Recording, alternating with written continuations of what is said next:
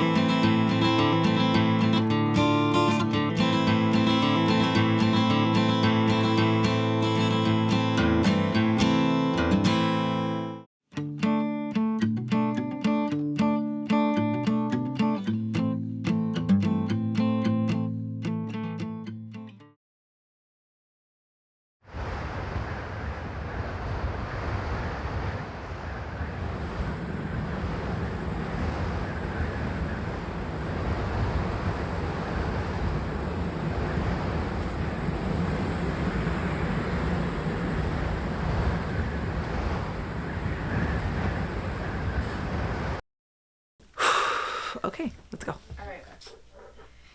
Who are we here with today? Renee Cruz. I am a school counselor here at John Muir High School.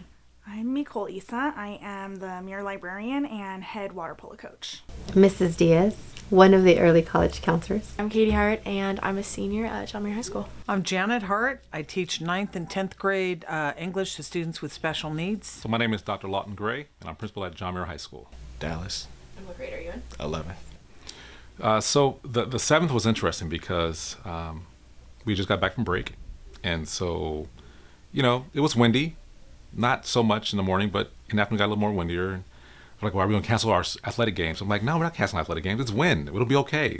We were like literally frolicking in the wind with the leaves, and we even took videos. Like I have videos of us on campus, like being super silly out by the softball field. And so we ended up canceling the soccer game and the basketball game. I didn't want to though, because I'm like, it's wind, people. Or water polo game too. And the water polo game, yes. And I'm like, it's wind, people. We'll be fine. I didn't think that was it. So I was following this local meteorologist, Edgar McGregor. He set out a big warning, actually, that this wind event was going to be a much bigger deal than people initially thought, and to be prepared for fire.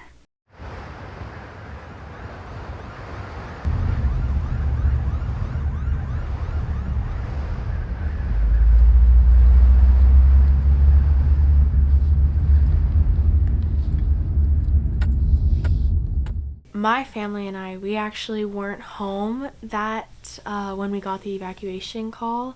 It was around like 6:28, I think, when the call went off, and we were actually at dinner because there was no power, so we thought, why not we go out? And I got a text from a friend of mine saying, there's fire in Eaton Canyon, kind of near your house, just wanted to make you aware. That was at 6:28, and then the kids' phones just started blowing up. I was getting calls from friends saying, hey, there's a fire by your house. Are you guys aware of that? And I kind of didn't believe them at first. I was like, what are you talking about? And they started sending photos, and I was like, oh crap, this is getting real. I was like, well, I called my parents and I was like, hey, me again. Just checking in. I said, there's a fire. And my dad's like, yeah, it's not that close to us. And I was like, okay. First off, we had to evacuate really far. We had to go to the LAX airport-ish. I thought, no, we'd be back definitely. And then I saw my sister's school burn. I saw her, Elliot. Okay. I saw Elliot burn, and then I was like, oh, yeah, I'm probably not going to have a house anymore. But, you know, you always have that hope before you actually see it. And finally, my wife looks at her phone. She's on Facebook. She looks at Facebook a lot while we're talking. And she goes, honey, did Chloe move? I'm like, what do you mean did Chloe move? She's like, did our friend Chloe move? I'm like, no, she didn't move. She left the street. Well, they have an evacuation order. And I go outside, I look up the mountain. The whole hill was on fire.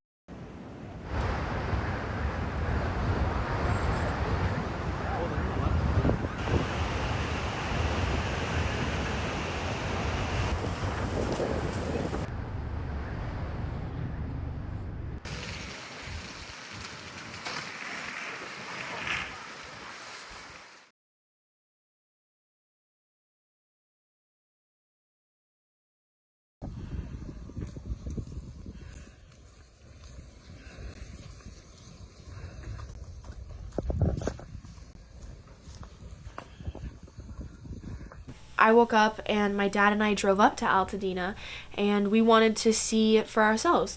People kept saying Altadena's gone, and when you hear that, it's like, what do you mean? And you know what it means, but it doesn't feel real. It feels like you're waking up from a bad dream, and like what are you talking about? So we drove up there, and from probably the CVS on the lake, that's where stuff was like, you know, blowing. So that's about Washington Drive or Washington Boulevard. We were seeing fire, and I'm like, oh, this is bad. This is bad. I was freaking out. My dad was driving really slowly because there was down power lines. I remember turning on our street, and I just, it was like so in shock. It, like I said, it didn't feel real, and I was freaking out. And then we pull over to our house, and we just see it's engulfed in 10-foot flames. Just the memories and knowing losing my parents and now losing the house was very difficult. We were able to get back up there and then see all the damages, and it was nothing. There was nothing.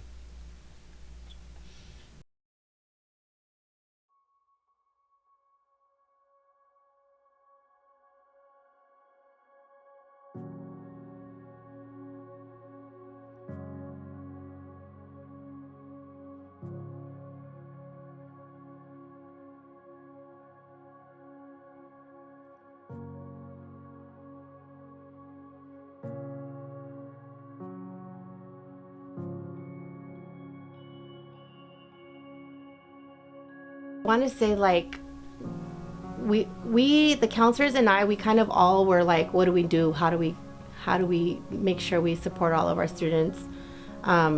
Miss Moore was actually the one that thought of like, hey, let's get what we can together and have a drive for our kiddos. From my perspective, that came together almost immediately, right? Dr. Gray put in a phone call and they were ready to organize. So because we have a really strong partnership with PCC, their vice president of business services had said, hey, we could do a drive at PCC.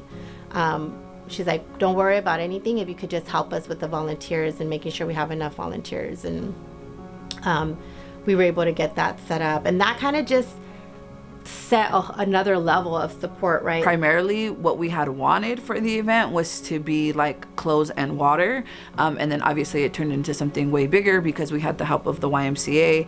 Then it became like a food drive, then it became a clothing drive, a supply drive. It was extremely incredible, the outpouring of support and love that we got. And a lot of it came from the Muir community and people that perhaps I hadn't even been in contact with for 30 or 40 years. Throughout the whole process of us being out for 3 weeks, we would meet 3 days a week, virtual meeting, to talk about coming back to school, talking about how do we support students. And so Miss Renee, one of our counselors, she was kind of the trailblazer that helped like secure brand new stuff for our students, like through Hot Topic, through LRG, through Lunchbox. Like, she was making calls. And we're so thankful that a lot of the community partners came together to provide more support, because it was definitely needed. I mean, I had friends coming from East LA area to come and help, like with not only the sorting of the clothing, not only the distribution of the supplies and the food, but I had friends that came and like actually made homemade meals that we gave out to not only like the volunteers, but to the family out there. To see the community come together when everyone is going through it, like not only the people who lost their homes or were displaced, but the other people who work in the community, right? Like who may not have been affected at all, like myself, to see the camaraderie and like to see the support that we were giving. I mean, I was out there from 7 in the morning till 7 at night.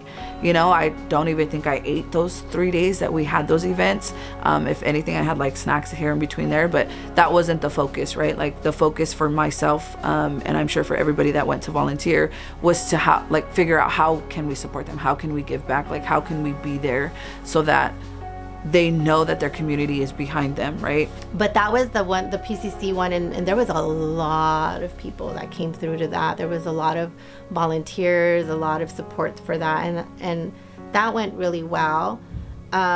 again, it was hard to see our families that were affected when they were there. Like, now you're seeing them in person. We weren't able to like see everybody, and that was like the first time we had seen everybody. So it was good to hug a lot of my students. It was good to hug my colleagues. And I think just us rallying together to support the community was where we kind of were focusing our energy. The one that we had at Muir, that one, Dr. Gray was really like adamant about, we're giving them new things, period. Like, he didn't want anything used. He wanted everything to be brand new. And I'm an organizer at heart. So like, I'm like, okay, I'll help organize and coordinate the event. Everyone else did everything else. Based on what I was seeing, the initial disaster response, and my experience in disaster response, having lived in Haiti after the earthquake in 2010, was very much like I could be effective in helping the aquatics and the water polo world. And then so that's what I did like for the first full week. So we also had extra support from Los Angeles County of Education. They brought in trauma counselors to work with our students, and you know, it was nice having them here. They were here for about a week, but they said, you know, it's really interesting because we're here, but not a lot of students are coming to us, you know, and because they're going to your counselors, or they're going to some of your teachers, or they're going to other staff members, because students felt comfortable talking to them. It messed kind of with everybody's season, but especially ours, right? So Arcadia went back, Burroughs went back, right? All the schools went back except for us. And so then Resendez called me, and we had to have a conversation about, how do we finish out this season? Do we just bow out, or do we want to finish? So I reached out to all the girls. We had already been in touch because I had called everybody. And then I had to be like, this is an awkward conversation, but I have to ask you, you know, do you want to keep going? And majority of us all said yes, that we wanted to finish the season. I know for myself, I was definitely drained emotionally and physically, but I knew that this was something really good to have as an outlet, also just to be with everyone. Our coaches on our water polo team, I love them all so dearly. They're really supportive. They all were there anytime we needed anything, and just like our team, we just have a really good relationship. And I think the focus of really wanting to keep going was coming from a place of needing community and needing each other. And also, this team is really special, and Katie, you're a part of that. Like, really what you've built over the last 4 years is amazing. And you kind of started out your freshman year at the tail end of COVID, where there were still all these weird restrictions and we were traveling to places in masks. And so like, to go from that to this and how far we've come was a little bit like, well, we can't just like give up. And I think we needed something to kind of hold on to, because everything else was like utterly devastating. So I think that kind of powered us. But it was still really hard, right? Now we wake up and we drive an hour and 10, 15 minutes to come to work, and then I drive an hour and a half to go home. And some people do that anyway. That's because they live further out. But we didn't. We lived here. So it's draining, it's heavy, but then also just the knowing how amazing the community of Altadena is, and worrying about how we'll come back. Will it come back? How will it come back? How will it look when it comes back? Who's going to come back with it? It's just so many questions. And so I try to put on a good face, and because I have a job to do, and I want to make sure I'm here for the students and for the staff and for the community. But when I get home, I'm tired. I'm tired.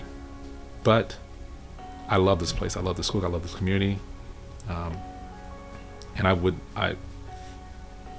when I was at Muir, I loved my time here.